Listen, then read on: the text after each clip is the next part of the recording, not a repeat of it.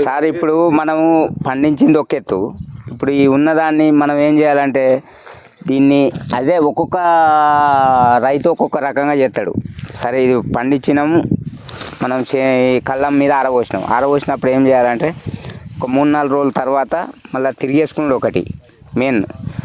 తిరిగేసినాక ఏం చేయాలంటే మనము అంతా అయినాక రూలింగ్ అంటే ఒక్కొక్క కొందరు ఏం చేస్తారంటే ఇట్లా వేసుకుంటా ఇట్లా దొక్కుతారు, ఇది మెయిన్ ఒకటి.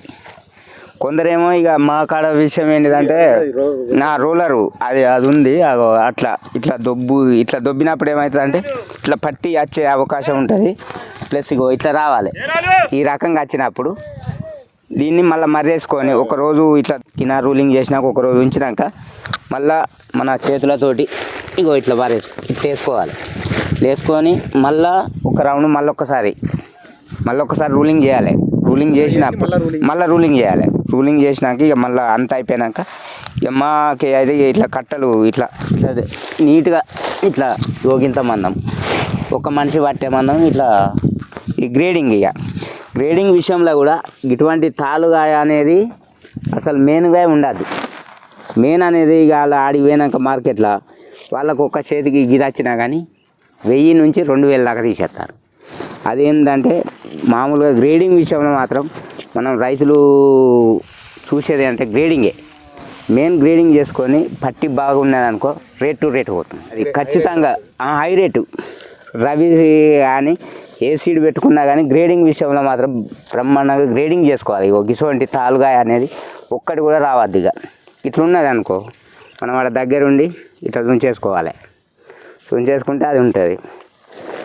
మళ్ళీ మెయిన్ ఏంటంటే పదను విషయంలో కూడా దానికి ఎంత తేమ శాతం పడుతుంది, మనం ఎంత మందం నీళ్ళు చల్లుకోవాలి, ఎంత మందం మళ్ళీ తెల్లారి మనం ఇవాళ పొద్దున చల్లినాం సాయంత్రం వచ్చి తిరిగేసుకొని మనకు సరిపోయిందా సరిపోలేదా, కాయ ఇరగద్దు పలగద్దు మెత్తగా కావద్దు, అది కూడా చూసుకోవాలి. ఫస్ట్ ఆఫ్ ఆల్ పదన విషయంలో కొంత ఇప్పుడైతే నీళ్ళు వాడతలేవు, ఇప్పుడున్న సిచ్యువేషన్లో నీళ్ళు వాడతలేవు.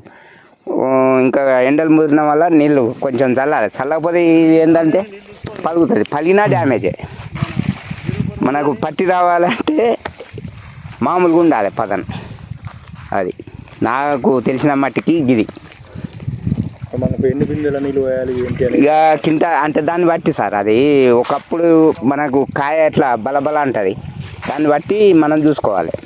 మనం ఎన్ని బిందెలు ఏంటిది అనేది మనకు అన్నీ ఏర్పడుతుంది.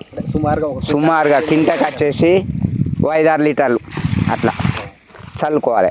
5-6 లీటర్ల చొప్పున చల్లుకుంటే సరిపోతుంది.